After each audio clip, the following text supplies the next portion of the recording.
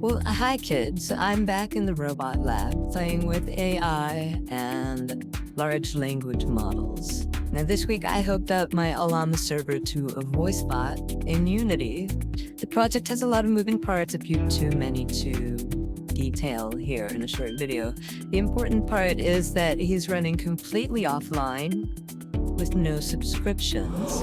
Well, I won't over-explain it, so let's just cut to the video. Basically what you're seeing is everything here is recorded live, so it's a little bit of a delay, but not too bad, I think. You're being evasive, my friend. What's this breakthrough about? Did you crack the code on physics-based simulations, or is it something more subversive?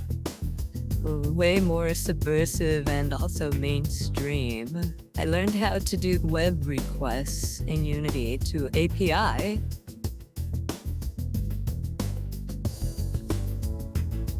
Web requests, huh? That means you're taking Unity out of its sandbox and into the wild of surveillance capitalism. What kind of data are you fetching from the Pi? And what's the artful twist on this mainstream project? I just want to point out one conversation pattern. I said API, and somehow he interpreted that correctly the first time, but then he decided that the AI's name was Pi, and because he said it a few times, he reinforced that idea, so... Well, I've created a voice bot, so I'm communicating to him through voice to text, and that gets communicated through the API to a locally hosted language model.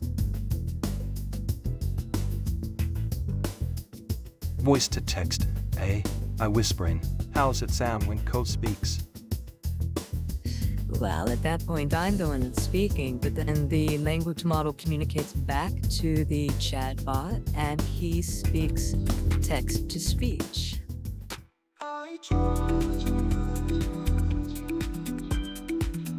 The text to speech, because you'll ask in the comments, the text to speech is overtone, replacing 11 labs for the voice. The speech recognition is an asset for Unity called Recognissimo.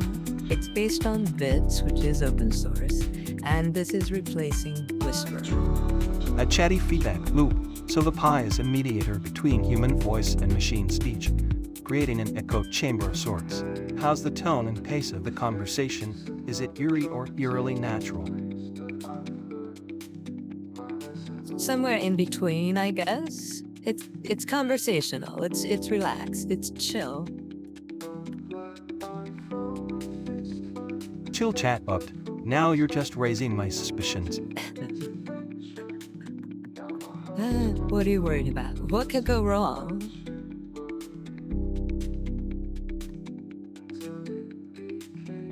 You're poking me, I'd bear heart you. What if the Pi gets tired of this charade and starts serving its own brand of existential dread through voice prompts? Hello human, your conversation has been flagged for algorithmic analysis. Ooh, spooky surveillance, except you're not connected to the internet, so you can't surveil me at all. Now the purpose of making the bot offline and free is so that I can spend a lot more time learning its conversation patterns. He does repeat things, he does fall into long conversation loops, and he does sometimes become fixated on weird concepts. Each conversation's a little different because between me being the organic ghost in the machine and him being completely random and free to explore the conversation however he chooses. Luxurious surveillance indeed. How's the Pi's voice quality in your ethereal lounge? Pretty good, I understand you very well. It's very conversational, the flow is good.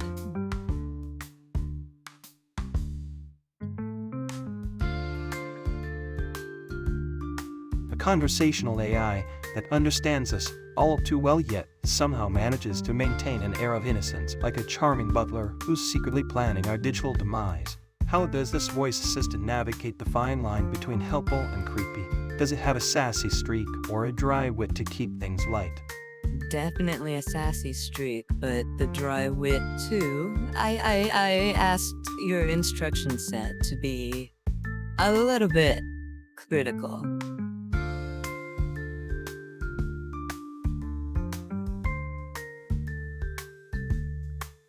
Snarky AI with a tongue-in-cheek commentary on our digital desires. The sass is perfect, but I'm curious, how does it balance its wit with a critique that's sharp enough to pierce the bubble of our techno-utopian dreams?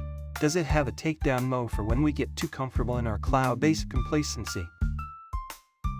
Why does everything have to be negative? Can't you just chill and enjoy it? I don't really like Llama 3.1, so I'm going to have to see if I can swap that out for something a little more conversational and a little less pedantic and negative.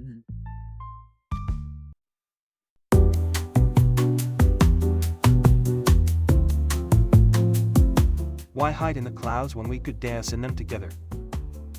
Well, there you go. Come closer, baby.